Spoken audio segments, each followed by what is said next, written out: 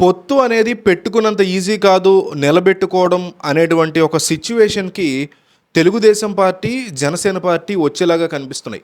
ఎందుకంటే రీసెంట్‌గా పవన్ కళ్యాణ్ చేసినటువంటి వ్యాఖ్యలు తెలుగుదేశం పార్టీ శ్రేణులని, సీనియర్‌లని ఆ మాటకొస్తే కొత్తగా అంటే ఈ జనరేషన్ నుంచి తెలుగుదేశం పార్టీని ఇష్టపడే వాళ్ళని కూడా చాలా హర్ట్ చేశాయని చెప్పుకోవాలి. అయితే తప్పు ఈ అంశంలో డెఫినెట్లీ తప్పు చంద్రబాబు నాయుడుతోనే ఉంటుంది. ఎందుకంటే ఆయన ఒక భారీ బహిరంగ సభలో ఆవేశంగా సీట్ల ప్రకటన 2 సీట్లు కూడా వీళ్ళకి ఇవ్వబోతున్నాం, ఇక్కడ తెలుగుదేశం పార్టీ పొత్తులో భాగంగా పోటీ చేయబోతోంది అంటూ ప్రకటించిన తర్వాత పవన్ కళ్యాణ్కి కోపం రావడం ఖచ్చితంగా సహజమైనటువంటి అంశమే. గతంలో కూడా లోకేష్ తన యువగళం పాదయాత్ర చేసిన రోజుల్లో కొన్ని చోట్ల కొంతమంది సీట్లు కన్ఫర్మ్ చేశారు, ఈ నియోజకవర్గంలో డెఫినెట్లీ ఈయనే పోటీ చేస్తారు అని. కానీ అప్పుడు పరిస్థితి వేరు, అప్పటికి ఇంకా పొత్తు అఫీషియల్గా డిక్లేర్ చేయలేదు వాళ్ళు.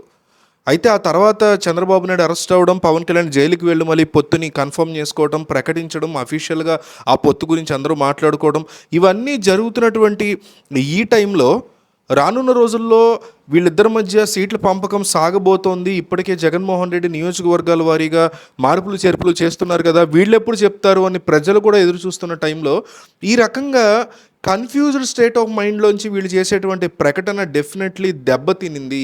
ఇది ఒక రకమైన దెబ్బగా మారింది తెలుగుదేశం పార్టీకి, జనసేన పార్టీ యొక్క పొత్తుగా అని చెప్పుకోవచ్చు. అయితే జరిగితే జరిగింది, ఆ విషయాన్ని కూడా పవన్ కళ్యాణ్ కాస్తంత సైలెంట్గా చంద్రబాబుతో డీల్ చేసుకుంటే బాగుండేది. కానీ అట్లా కాకుండా ఆయన పబ్లిక్గా బహిరంగంగా తన పార్టీ వాళ్ళకి జోషిస్తున్నాను అనుకుంటూ చంద్రబాబు నాయుడుని ఒక మాట అనేశారు. ఆయన మర్యాదగానే మాట్లాడినా కూడా నారా లోకేష్ కూడా నా యొక్క సీఎం సీట్ గురించి మాట్లాడారు, అయినా నేను మౌనంగానే ఉన్నాను, కానీ పొత్తు ధర్మాన్ని పాటించకుండా మీరు 2 సీట్లు ప్రకటించారు అని చంద్రబాబు నాయుడు చేసినటువంటి వ్యాఖ్య ఏదైతే ఉందో అది చాలా పెద్ద తలకనొప్పిగా మారుతోంది ఈరోజు తెలుగుదేశం పార్టీకి. అందుకే కొద్దిసేపటి క్రితం సీనియర్లతో భేటీ అయినటువంటి తెలుగుదేశం పార్టీ అధినేత నారా చంద్రబాబు నాయుడు తెలుగుదేశం పార్టీ, జనసేన మధ్య పొత్తు పెట్టుకోకపోతే ఒంటరిగా బరిలో దిగితే 2019 లాగా పరాభవం కాకుండా గెలుపు గ్యారంటీ అని కన్ఫర్మేషన్ కనుక ఏమన్నా ఉంటే ఇప్పుడే ఆ పొత్తు నుంచి బయటకు వద్దామనే ఆలోచనలో ఉన్నట్టుగా తెలుస్తుంది.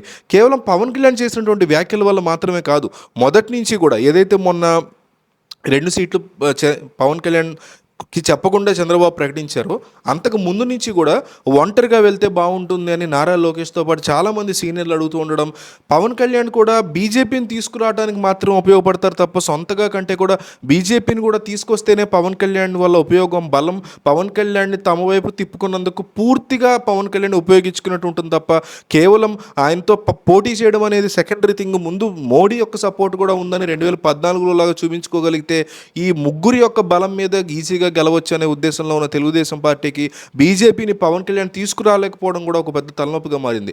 అంతేకాకుండా త్వరలోనే పవన్ కళ్యాణ్ ఢిల్లీ వెళ్ళబోతున్నారు, నరేంద్ర మోడీ లేదా అమిత్ షాలతో భేటీ ఉంటుంది. ఆ భేటీలో కనుక మీరు ఎట్టి పరిస్థితుల్లో ఎన్డీఏలో ఉండదలుచుకుంటే తెలుగుదేశం లాంటి పార్టీలతో మీరు పొత్తు పెట్టుకోవద్దు.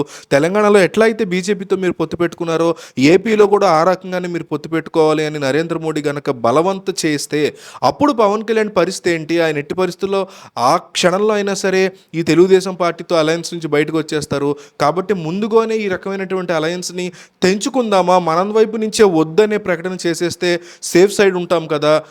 ఇప్పుడు ఉన్నటువంటి యాంటీ ఇంక్యుమెన్సీ అంటే జగన్మోహన్ రెడ్డి ప్రభుత్వం మీద ప్రజల్లో విపరీతమైన నెగిటివ్ ఉందని నమ్ముతోంది తెలుగుదేశం పార్టీ. సో ఆ నెగిటివ్ మనల్ని ఎట్లాగైనా గెలిపిస్తుంది. అట్లా కాకుండా వీళ్ళ కోసం కొన్ని చోట్ల సీట్లు సర్దుకోవాల్సి వస్తే ఒక 30, 25, 40 తప్పదనుకుంటే ఒక 25 సీట్ల వరకైనా మన పార్టీ క్యాడర్ వాళ్ళని సైలెంట్ చేయగలిగితే వాళ్ళకి మనుగడ ఉండదనే భయంతో వాళ్ళు రెబెల్ అవుతారు, ఇండివిజువల్గా పోటీ చేస్తారు. అప్పుడు చీలేవి మన ఓట్లే కదా, అట్లా చీల్చాల్సిన చోట్ల ఇక పవన్ కళ్యాణ్కి ఇచ్చి ఉపయోగం ఉంది, ఇవ్వక ఉపయోగం ఏముంది అనేటువంటి ఫీలింగ్లో సీనియర్లతో చంద్రబాబు నాయుడు ఒక భేటీ నిర్వహించారని, ఆ భేటీ ఇంకా కొలిక్కి రాలేదని, అది గనక వచ్చిన తర్వాత ఏ విషయాన్ని పార్టీ క్యాడర్కి లేదా ఒక ప్రకటనగా చంద్రబాబు చేసే ఆలోచనలో ఉన్నారని తెలుస్తుంది. సో మీకు ఉన్నటువంటి పొలిటికల్ నాలెడ్జ్లో మీరు కామెంట్ చేయండి. వీళ్ళిద్దరి మధ్య పొత్తు, 2 పార్టీల మధ్య పొత్తు ఉంటే బెటరా, ఉండకపోతే బెటరా అనేది మీరు కామెంట్లో చెప్పండి.